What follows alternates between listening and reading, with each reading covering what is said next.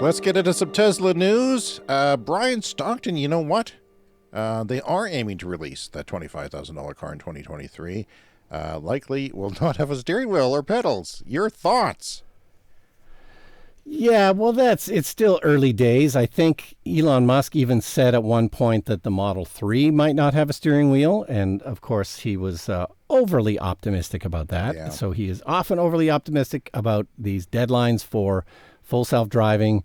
And I would certainly prefer a steering wheel. Like, I think we all know, like, autonomous vehicles are coming and that is the future.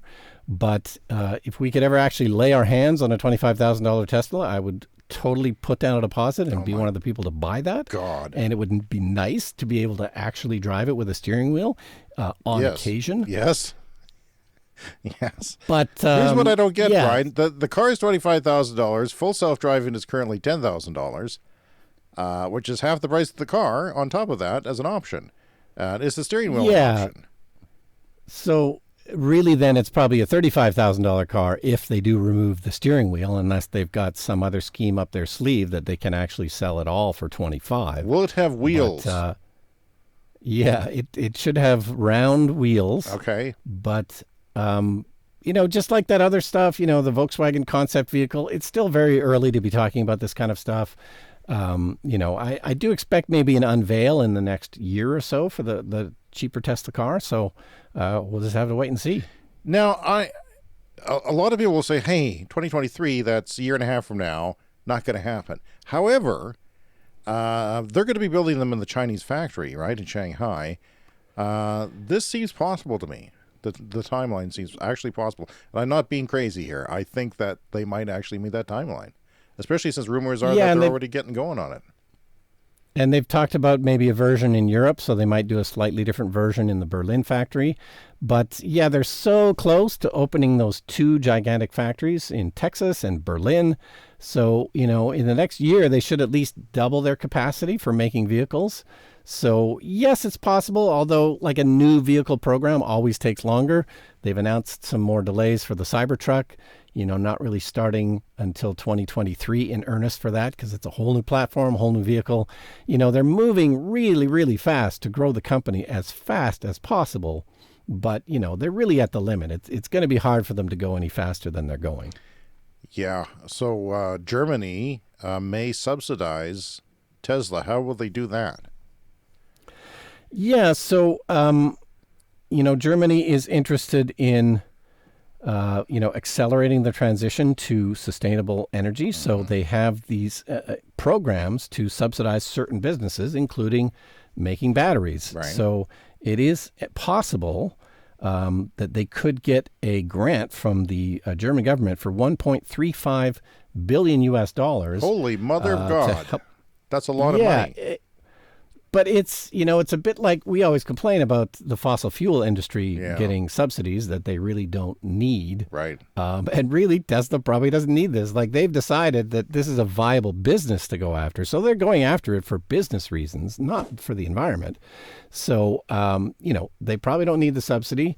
There's still that EV tax credit bubbling up in the U.S. that could take another $10,000 off of Tesla's electric vehicles, which they're already making and already selling at a profit. Yeah. So I question the wisdom of it.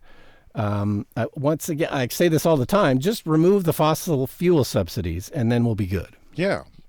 Equal the playing field and you don't have to give any subsidies. Think about that. But if you're going to give fossil fuel subsidies, then you got to throw billions at the transition as well. So Tesla is now offering a different kind of battery in North America. Do you want to explain that one?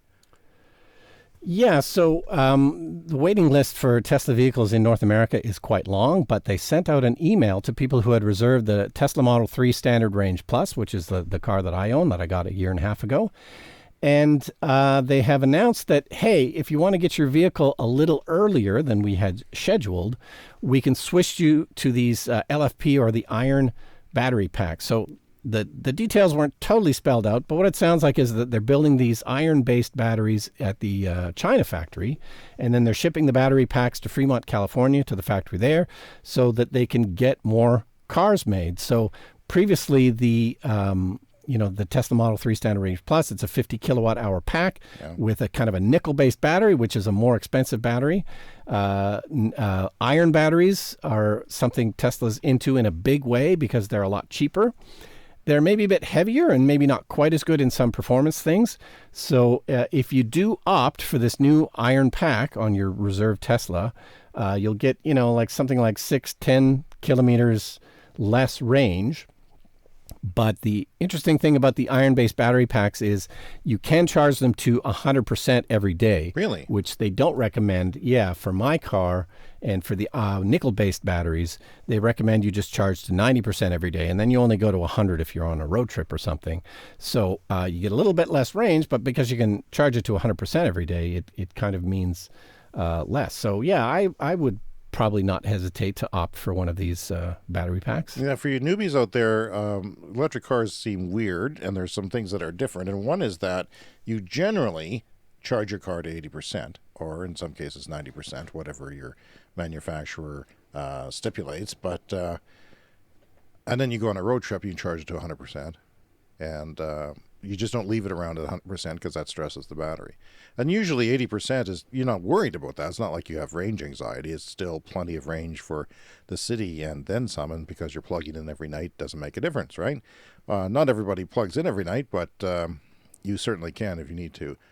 So yeah, this would be for the middle range and shorter range versions of vehicles, right?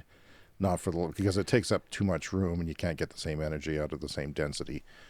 So yeah, yeah, they're a little bit bigger, they're a little bit heavier, so it's in some ways not ideal. But they have this, like, they're just trying to ramp up production as fast as possible. Yeah. So they're using all these different battery packs, getting them from as many different sources as they can, and as long as they've tested the batteries and they seem to work fine, which seems true, then I think it's great. So Tesla does seem like it has, a problem here. With battery supply. The demand is outstripping the supply, and that the other car companies won't talk about it, but they're constrained too. I hope this gets ironed out. I mean, there's so much money going into factories. They're building one weekly, a gigafactory somewhere in the world weekly or more. So I hope that the supply chain, the supply and demand gets worked out, that the investment is going to be so huge that not only will we have enough supply eventually in 5 or 6 years, but that the price will come down as well. Yeah, it's just a matter of all hands on deck, ramp up battery supply as fast as possible, because batteries are the new oil. Did you, by the way, Brian, read the Douglas Copeland column in the UK paper? Oh, yeah, that was a bit odd. Yeah, so I'm an old-time Douglas Copeland fan. He wrote that novel, Generation X, that is a novel that describes you and me, basically, our generation of people born in the early 60s. I made a film called My Dinner with Generation X. We asked Douglas Copeland to be in an interview in the film, and he said no. He's got better things to do. But yeah, he wrote a weird article this week for The Guardian called In Defense of Elon Musk. And I guess he just sort of had enough of people stomping all over him. And but I don't know, it's not his best work. It seems kind of written a little bit haphazardly. And it's not so much of an argument to explain why people should maybe not hate Elon Musk so much. Just kind of an opinion piece with a few jokes thrown in there. But still, just kind of interesting because the it's in The Guardian, and, the mainstream press is never particularly kind to Musk. It always seems to go badly for him in the media. And so, I don't know, a nice change of pace, I guess. On the one hand, he invites it because he does weird things. On the other hand, people are just looking for negative. And we know negative sells. It's obvious on our YouTube videos. Anything we talk about something negative, boom, thousands and thousands of views. Shut up, James. You shut up. By the way, TikTok. We're on TikTok now. I can't stress that enough. Putting clips on TikTok. And I don't understand it. And so your strategy here is to promote the podcast and become famous on TikTok, promoting the podcast by inspiring people to hate us, because that seems to be what's happening. Well, we'll see. I don't care. There's no such thing as bad press. We were trying to expand the podcast audience.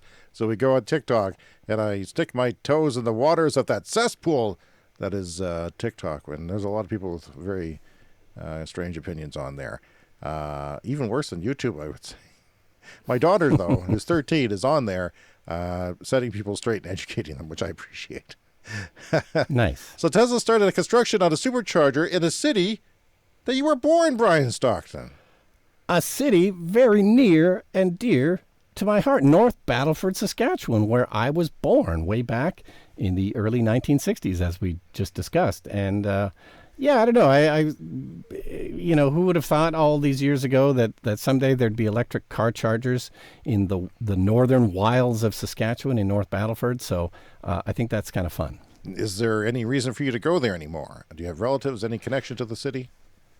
No connection whatsoever, but we do drive through it if we're ever driving to Edmonton. So that's what they're finishing here is the Saskatoon to Edmonton route, kind of the northern prairie route. So that seems like it'll be probably finished in a few months, and we'll be able to drive electric to Edmonton, which is great. And possibly Jasper National Park, one of our most beautiful and arguably most beautiful national parks in Canada, as far as one that's accessible is concerned and not way to hell up north. Elon Musk says Tesla is worth $3,000 a share if they execute really well. I was curious what you think about that. Do you... Because, ARK Invest is saying one thing and people are sort of pushing back on them now.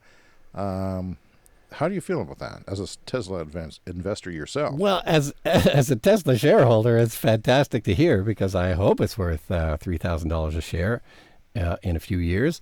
Well, you just have to keep looking at the growth plans that they've outlined. And one of ARK's main arguments is that, when they do these price targets, they look at what, Tesla's share of the EV market is going to be. And when they last did some targets in like 2017, 2018, they kind of predicted that Tesla's market share in EVs would probably be down by 2021 because the competition, Ford, GM, all these other players are getting into the game.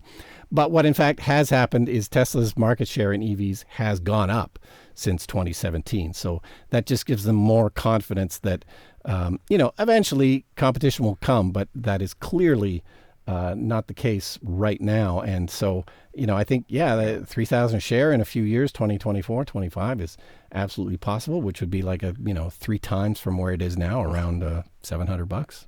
I gotta invest. I gotta take all my money. Take all my money, Elon.